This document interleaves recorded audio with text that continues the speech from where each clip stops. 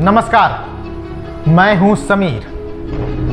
तहकीकात में हम आपको जुर्म और गुनाह की खबरों से रूबरू करवाते हैं। हम आपको हर गुनाह के पीछे की सच्चाई बताते हैं। लेकिन आज के एपिसोड में हम तार तार होते रिश्तों की मर्यादा की तह तक जाएंगे और पवित्र होते पति पत्नी के रिश्तों की सच्चाई बताएंगे।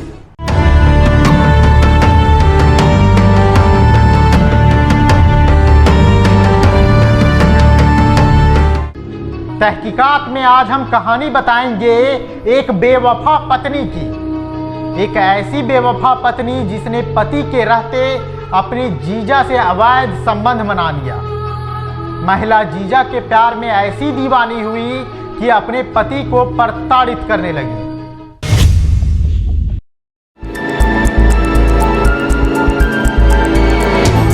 आए दिन आप विवाहितों की प्रताड़ना की कहानी सुनते आए होंगे, लेकिन आज हम आपको पीड़ित शौहर के बारे में बताएंगे। एक ऐसा पति जिसकी पत्नी ने अपने ही जीजा से प्रेम संबंध बना लिया।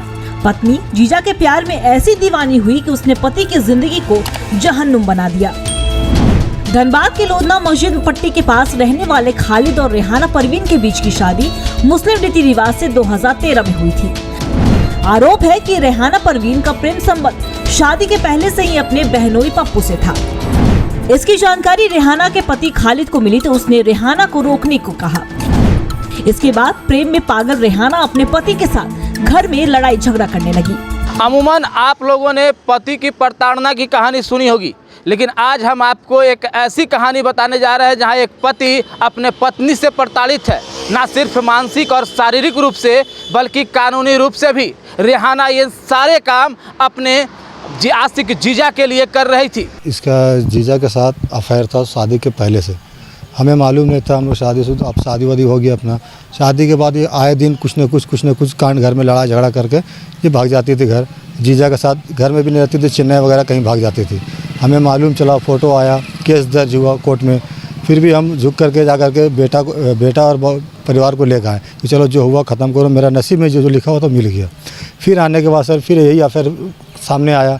फिर मारपीट गाली गलौज घर में करने लगा और एक झूठा बहाना लगाया कि हम उसे तलाक दे दी, जबकि हमसे कोई तलाक नहीं दी। तलाक दिए होते तो एक भी सबूत होता कि हाँ तलाक दिया, कोई सबूत इसके पास नहीं है और हम तलाक दिए उसे। हमें शादी के करीब 2 से 3 साल के बाद ये मालूम चला, जब केस मुकदमा यहाँ से भाग के गई, केस कर दी। केस करने के बाद फिर ये कोर्ट नहीं आ रही थी, भाग गई। हमें मालूम चला कि ये बहनों के साथ भाग गया। फिर कोर्ट में पहला केस खारिज हो गया, फिर दोबारा आई, दोबारा केस की हो। फिर सामने हुआ, मैंने जज साहब के सामने भी सारा तस्वीर रखा कि सर ऐसा बात है, ऐसा है, ये है, वो है। फिर भी वहाँ पर हम झुक करके बेटा को मुँह देख करके कि लेकर आए, चलो भाई मेरा बेटा टूअर ना हो। इसके बावजूद भी नहीं सुधरी, बल्कि और ज़्यादा चढ़ गई है और बोलती है अब तुमको कोर्ट से लाया, देखते कौन मेरा क्या बिगाड़ लेगा। कहा जाता है कि प्रेम घर को जन्नत बनाता है, लेकिन रेहाना के धोखे ने खालिद को कहीं न कहीं तोड़ दिया था। रेहाना सीजवा मस्जिद के पास की रहने वाली है और रेहाना अपने जीजा के प्यार में ऐसी दीवानी हुई कि अपने 5 साल के बेटे को लेकर चेन्नई चली गई और 6 साल से अपने जीजा के साथ रह रही। दोनों का मामला कोर्ट पहुंचा, जिसके बाद दोनों में सुलह की कोशिश की गई। बहू का तुम्हारा मतलब नेचर ठीक नहीं है बाबू, मगर फिर भी हम लोग को जानकारी नहीं था।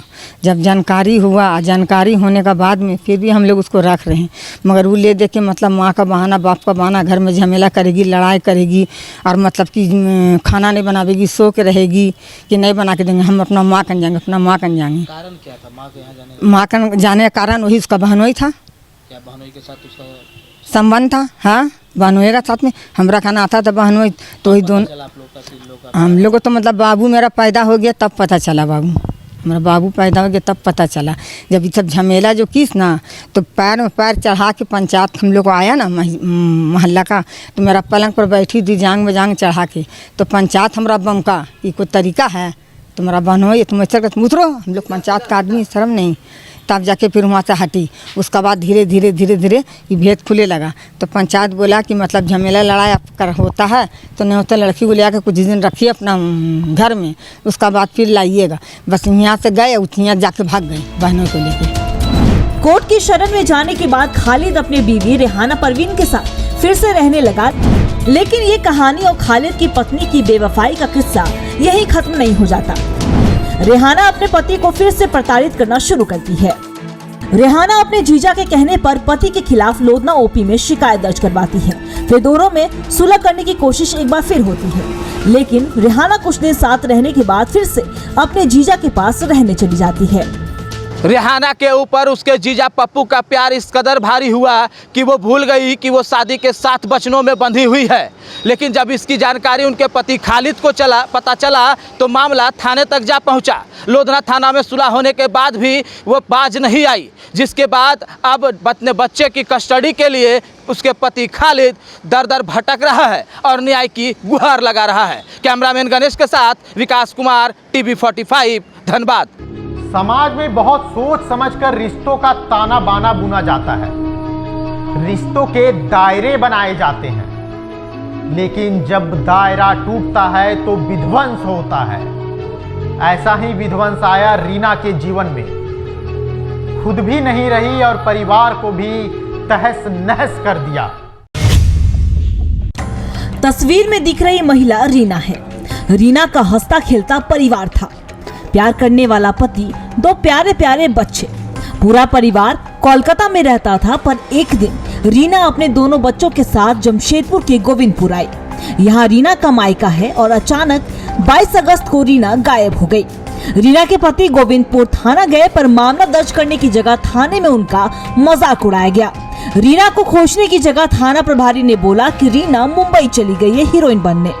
उसका पति गिड़गिड़ाता रहा, बच्चे गिड़गिड़ाते रहे, पर गोविंदपुर थाना प्रभारी का दिल नहीं पिघला। थक हार कर पूरा परिवार एसएसपी के पास पहुंचा और एसएसपी के निर्देश के कुछ घंटे बाद ही पुलिस ने रीना का शत विक्षत शव ढूंढ निकाला। 22 अगस्त को रात को एक मुकेश नाम का लड़का हमारे घर में आया था। वो हमें बोला कि कहते मेरा भतीजी हॉस्पिटल में भर्ती है, मेरे को कौन सा हॉस्पिटल? TMH में। क्या चीज़ से आया था मुकेश भाई? स्कूटी से। अच्छा, आपका माता को फिर कहाँ लेके गया? TMH में। और वो तो मेरी माता बोली कि मेरे पास अभी पैसा नहीं है तो हम अभी नहीं दे सकते हैं। तो बोला नहीं, अभी मेरा भतीजी का सीरियस केस है, इसीलिए हमको जल्दी जाना है पैसा लेके। और मुकेश भट्ट से आप लोगों का क्या जान पहचान था? वो पहले हम लोग उसका घर पे रेंट पे रहते थे। कहाँ पे रहते थे? भोला बागान 7 नंबर रोड। तो आप लोगों ने वहाँ से कब खाली किया? 3 महीना पहले। अच्छा, इससे पहले आप लोगों से कुछ पैसा लिए गया था मुकेश भट्ट के द्वारा? हाँ। कितने पैसे लिए थे? 25,000। उसके पहले भी लिए थे स्कूटी का। 50,000। थाने में आया तो पहले तो मोबाइल मांगा, पता चला कि मोबाइल छोड़ के गया है, तो बोला कि क्या क्या लेके गया है, तो हमने बोला कुछ लेके नहीं गया, खाली सिंपल कपड़ा और चप्पल पहन के गई है। तो मोबाइल घर ही में है, तो बोला ठीक है मोबाइल ला। मोबाइल चेक किया, चेक करने के बाद में वीडियो देखा, जो रील्स बनाती थी वो तो हर कोई आज के डेट में बना रहा है। वो रील्स देखने के बाद में बोलता है वो तो हीरोइन बनने गई है, मुंबई गई है, वो अपने मर्जी से गई है। कौन बोला ये बात आपको? ये थाना प्रभारी है, सर लोग वीडियो देख रहे थे और बोल रहे थे और हंस के ही बात कर रहे थे कि तो हीरोइन बनने गई है, मुंबई गई है, ये वो लंदन बोले कि वो 1 महीने में वापस आ जाएगी। तो हम बोले सर ये आप कैसे बोल सकते हैं कि अपने मर्जी से गई है? आजकल तो हर कोई रील्स बनाता है, आप वीडियो देखकर सिर्फ ये तो नहीं बोल सकते कि अपने मर्जी से गई है। अगर 1 महीने में नहीं आएगी तो आप रिस्क लीजिएगा इसका, तो उसका कुछ नहीं बोला वो। रीना गोविंदपुर में जिनके यहाँ किराए पर रहती थी, उस मकान मालिक मुकेश भट्ट से रीना का अवैध संबंध था। मुकेश ने रीमा से काफी पैसे भी ठगे थे और मुकेश ने अपने कबूलनामा में बताया कि उसका संबंध रीना से 3 महीने से था और उसने ही रीना की हत्या की है। गजब बात तो ये है कि 22 अगस्त को रीना के गायब होने के बाद से ही उसके पति को मुकेश भट्ट पर शक था, लेकिन गोविंदपुर थाना प्रभारी ने ना तो केस दर्ज किया और ना ही मुकेश से पूछताछ की। मामला मेरा औरत के किडनैपिंग का है। हाँ। मुकेश भट्ट लड़का ले गया था उठा के। हाँ। और उसके बाद से आया नहीं पैसा। कहाँ से उठा के लेके गया था? एड्रेस यहाँ का तो हम टोटल जानते नहीं है। हाँ। गोविंदपुर विद्यालय के बगल में रहते हैं। हाँ। रूम में भाड़ा में। तो मुकेश क्या करता है? मुकेश क्या करता है हमको पूरा पता नहीं। ये कितने दिन पहले की घटना है? 22 तारीख के 9 बजे रात का घटना। आपने इस संदर्भ में थाना में लिखित शिकायत दी थी? क्या हुआ था? थाना लोग बोलता है कि हम क्या करें? क्या हुआ था? थाना वाला बोला कि ठीक है हम लोग जांच पड़ताल कर रहे हैं। उस दिन से कोई कुछ हुआ नहीं है। तो आज क्या आज सूचना मिला आपको? DSP ऑफिस गए थे, SP ऑफिस वहाँ, ठीक है। वहाँ जाके बोले, उसके बाद और ये 20 तारीख को पकड़ाया था, लेकिन कुछ बता नहीं रहा था, तो हम लोग गए DSP ऑफिस, वहाँ से फिर वो फ़ोन किए, उसके बाद और पूछताछ हुआ तो बताया है। आखिर क्या मजबूरी थी गोविंदपुर थाना प्रभारी की? 22 अगस्त को गायब हुई रीना के पति की FIR 24 अगस्त को क्यों नहीं दर्ज की गई? क्या SSP हस्तक्षेप नहीं करेंगे तो सोती रहेगी गोविंदपुर पुलिस? क्या गोविंदपुर थाना प्रभारी ने पुलिस की गरिमा को तार तार नहीं किया? अब मुकेश सलाखों के पीछे है, पर उस अपमान का हिसाब कौन देगा जो गोविंदपुर थाना प्रभारी ने रीना के पति और उसके बच्चों का किया? जमशेदपुर से TV 45 के लिए मनमोहन सिंह राजपूत की रिपोर्ट। तहकीकात में वक्त है एक छोटे से ब्रेक का। ब्रेक के बाद हम आपको पति पत्नी और धोखे की कहानी बताएंगे। एक पति जो फल दुकान चलाकर अपनी पत्नी की जरूरतों को पूरा करता है, एक पत्नी जो मुंबई में काम कर रहे अपनी पति की सुरक्षा के लिए व्रत रखती है। दोनों अपने रिश्ते में ईमानदार हैं, लेकिन उनका क्या जो इन्हें धोखा दे रहे हैं। पति पत्नी के रिश्ते में धोखे की एक खौफनाक दास्तां, जिसमें एक बच्चे की हत्या की आशंका तक जताई जा रही है।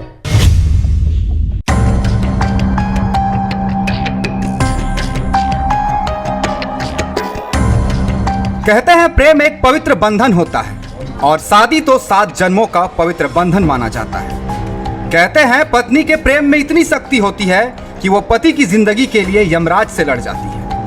लेकिन समाज में कुछ ऐसे भी लोग हैं जो पति पत्नी के रिश्ते को कलंकित कर रहे हैं। मामला झारखंड के धनबाद का है, जहां एक शादीशुदा महिला जिसका पूरा परिवार है, 2 सुंदर बच्चे हैं, उसे एक शादीशुदा व्यक्ति से प्यार हो जाता है।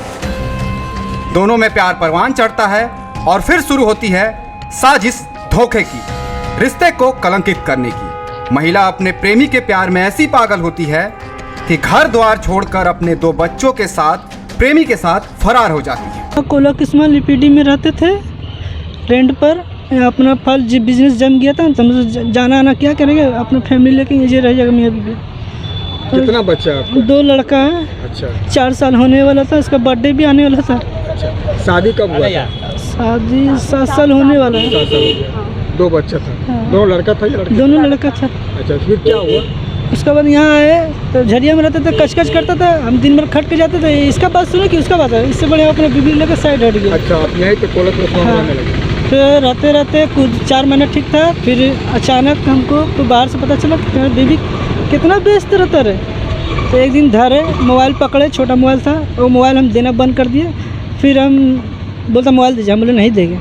तो उसका कॉल हिस्ट्री निकाले थे, तो जय श्री नाम से नंबर था लेडीज़ का, तो हम निकाले 3-3 घंटा 4-4 घंटा 20 बार इधर से फ़ोन करता है। हम पूछे फिर क्या हुआ? फिर पूछे ये कौन है बता। फिर उसके बाद फिर रहने रहे सुधर गया था, ठीक बोला कुछ गलती तो नहीं करेगी। उसके बाद यहाँ भाग गया बिना बोले। कब? 29 अगस्त शादी, मतलब रक्षाबंधन से 2 दिन पहले। अच्छा, दोनों बच्चों को लेकर भागा था? हाँ। बताओ। हाँ, दोनों बच्चा लेकर भागा। कहाँ? छोटू साहू की शादी 7 साल पहले बड़ ही धूमधाम से हुई थी। उसे लगा कि उसे जीवन साथी मिल गई है जो ताउम्र उसकी साथ देगी। छोटू साहू फल दुकान चलाकर पत्नी की सारी जरूरतों को पूरा करता था। उसके 2 प्यारे प्यारे बच्चे भी हैं।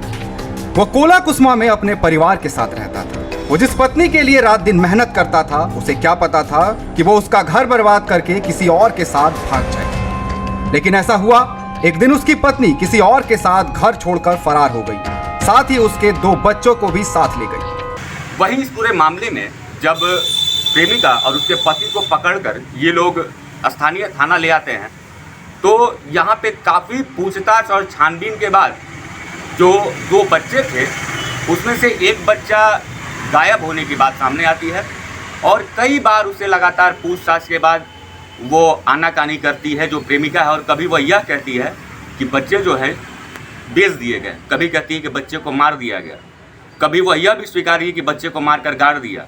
इस पूरे मामले में जो पति है वो काफ़ी निराश और हताश होकर अपने एक बच्चे के लिए, अपने एक बच्चे की मांग को लेकर स्थानीय थाना से गुहार लगाता है। हालांकि यह तो पूरा जांच का विषय है कि इस पूरे मामले में आखिर दोनों जो शादीशुदा प्रेमी और प्रेमिका है इन लोगों ने आखिर उस बच्चे के साथ क्या किया, आखिर वो बच्चा गया कहाँ। अब देखने वाली बात होती है कि जो प्रशासन है वह इस पूरे मामले पर किस तरह से इसकी जांच करती है और कौन सी बात खुल करके सामने आती है। टीवी 45 के लिए धनबाद से मैं अंबर कलश। बहुत खोजबीन के बाद लोगों में डर बैठ गया, परिवार के लोग परेशान हो गए। अंत में हार कर पुलिस का सहारा लिया गया, लेकिन फिर कुछ जानकारी नहीं मिली। छोटू साव का पूरा परिवार हताश हो गया, उन्हें आगे का रास्ता नहीं सूझ रहा था। तब एक महिला छोटू साव के घर आई।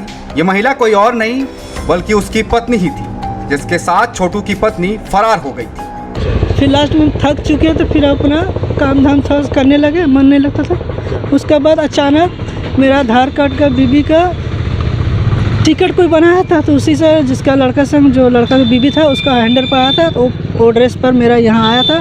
खोजते खोजते तब मेरा नंबर लिया किसी से, तब हमको फ़ोन किया कि आप ही का नाम है शामली देवी बेबी। हम बोला हाँ। बोला आप कौन?